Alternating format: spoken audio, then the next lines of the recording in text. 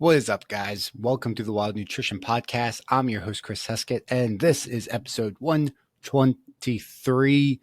Today's topic is going to be about traveling. We got spring break coming up, maybe some travel plans for Easter if you celebrate that holiday. And then, believe it or not, we're mid-March already, which means summer's right around the corner. June is not that far away, and May is definitely not that far away. So, staying healthy while traveling. This is going to be a short episode because I'm traveling tomorrow, which is why I thought this would be a good idea. But the reason I'm traveling is it's like turning into semi-decent weather. So you probably have similar plans coming up sometime soon.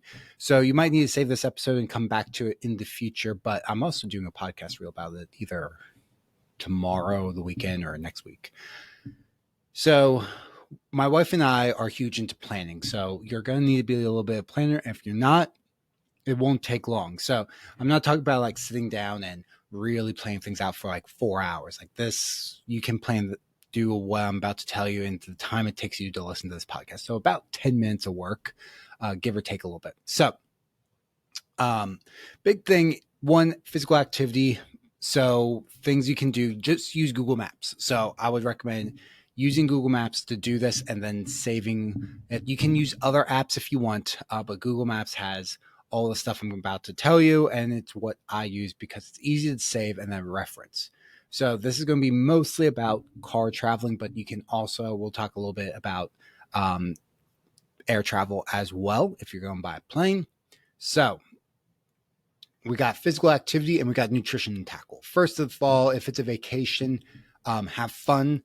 But a lot of times, if you're working out, you know you're going to feel better if you move around. This doesn't necessarily mean workouts, but go to parks, go get your steps in, things of that nature. So find outdoor areas or even indoor areas for things to do. Since we have kids, we have a couple things marked. We have bad weather options. We have really like good weather, like we hope it's going to be this.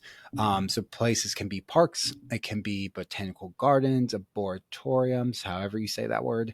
It can be there's like a petting zoo, like we have kids.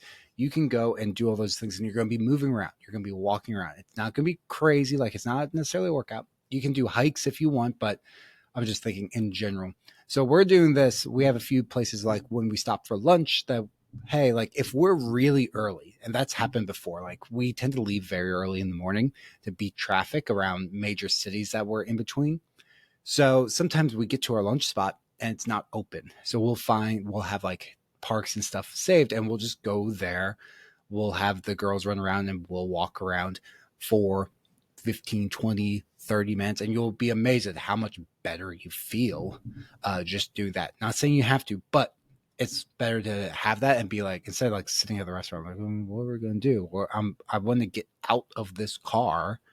We've been sitting for the past 2 hours. I want to get up and move. So that's a couple things at different destinations. So finding your destinations. We like to set things at about every 2 hours, having some sort of stop. Now, this isn't like the parks and things. Those are places for like, we're going to stop for lunch. We're going to stop for dinner. We're actually at like our destination. But other things are going to be about 90 minutes to 2 hours. We're going to have little markers. This is someone needs to use the bathroom. The girls need to get changed. You just really need to get out. You need to get some food out, some snacks out. You have a place ready to go on your map. So that way, like if we leave early in the morning, so if the passenger is asleep or you don't have a passenger, you can quickly pull up your map and you have a destination already on your phone saved. You're not like on the highway trying to like fiddle with your phone, trying to find the location. You don't know if it's good. You don't know how far it is off the highway. You can already pick. So we will go from our destination to, from our starting point to our destination. And it's going to draw you a nice little line. And you're going to pick places along the way. I recommend looking up things like Starbucks, Whole Foods, things that are like across the country. Panera Breads, where you can get coffee, you can use the bathroom. Bathrooms are probably going to be fairly clean, they're fairly safe. Um, there's a whole bunch of things all along the way that you can stop at, and you can pretty much do whatever you need to do at those stops. Now, of course, I'm in the Northeast, so we'll add Wegmans. We're traveling south coming up, so we have a Buc-ee's saved. You can find other places. You can also find smaller like coffee shops and other things along the way, but to do it quick, and you generally know chains are going to be along the highways, which you're probably going to be traveling until you get close to your destination. Those are going to be there, and you're going to mark them as close to that 2 hour mark as possible. Or gas stations. If there's no like chain place, maybe it is just gas station. A lot of these places are going to be near gas, but it might be that, again, if you're out west and it's like there's not much there, it might be 3 hours to the next gas station. So it is what it is. You again, the 2 hour mark is what we find works for us best. You find what works for you best. So we're gonna mark all those things along the way. We know we can get good food there. We don't have to pack literally everything. We're also going to mark where we want to have lunch, where we want to have dinner, things like that. So it's all pre-planned, and then plans can change as you move along. If you're like, oh, that takes away like the fun. No, it gives you, it removes any panic. The other nice thing is having these destinations. If you get stuck in traffic, hey, there's a place coming up where, hey, we were supposed to be 2 hours ahead and we're 2 hours behind. We know that there's a Starbucks coming up. There might be other food there that we can find. So it helps you with knowing that, hey, I know there's a place here, but I'm not really feeling that. So what else is there? Like, we kind of know how far that is. So that's another option of like, if you're like, oh, that takes away the fun. No, it helps remove some of the stress. So then if you're like, oh, instead of that place, let's find a new place. You can do that. Or worst case scenario, you already have a place picked out and a predetermined destination to hit. So with that being said, then comes movement. So what I would recommend is, again, finding parks, and this is options like on Google Maps. You can also search. Being active, walking around. A lot of people will for their vacations.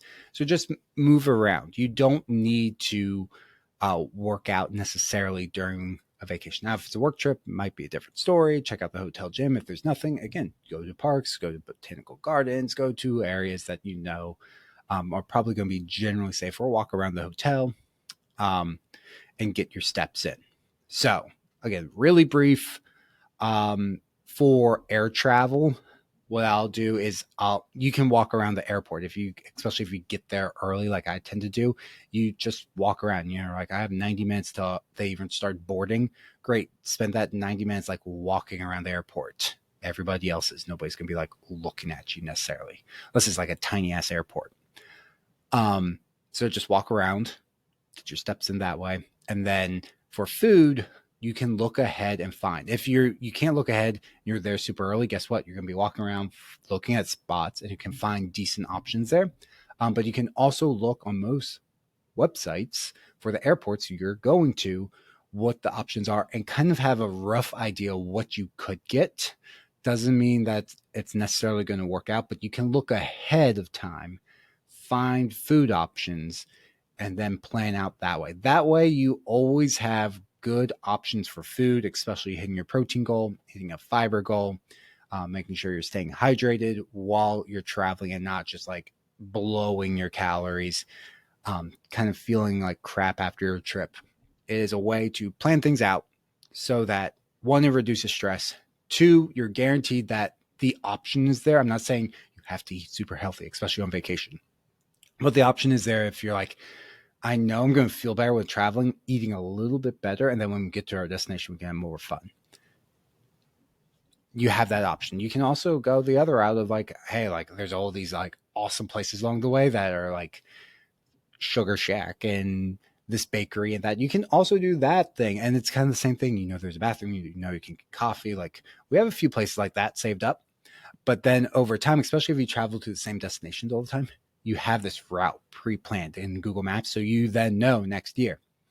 So the last thing I'll leave you is probably the question you might get of like, how do you determine like how far away things are? It's literally just find out the distance between where you're going. So say it's 8 hours. So 8 hours, you need at least 4 destinations every 2 hours. So then you find your first destination about 2 hours away from your starting point, give or take a little bit. And then from that point, you kind of find the next one, coffee shop or whatever, and then you just plug in that other point, which is now saved on your map. And you just, is that 90 minutes? Is it less? You're like, maybe we should go a little bit further. Maybe I'll just save both. And that helps build that up. And again, you don't have to stop at these places. It's just giving you that option of, hey, coming up, anyone need to use the bathroom? Yes, no, next destination's in 2 hours. Are we good? Cool, we're going to keep going. The other thing I would recommend is build 2 routes. Traffic happens, accidents happen. Build 2 routes. That way, if one route, all of a sudden there's a massive accident, you have to get on the other route. Generally, there's like at least 2 routes to get to your destination. You have a backup plan. And that way you're not like stressing the fuck out the whole time. It makes it easier. It removes stress. And this might sound like a lot, but you can get most of this done in like 15 minutes. Like my wife and I planned out a whole bunch of stuff last night in like 10 minutes. Once you go through the process, you work out saving, because there's a little heart icon that now pops up on your map. Congratulations. It's saved there basically forever. So hopefully this is helpful. That's it for today, guys. Next week, there's only going to be probably 1 podcast, but also check out the new podcast I am part of, which I will link down below. That is Stop Talking About Fat Loss podcast. Go check that out, especially. We're talking a lot about a little bit higher end, higher level, I shouldn't say higher end, higher level type nutrition and fitness information that you might find interesting if you listen to this for a while. So go check that podcast out. Again, you can either search it or it is now linked down below.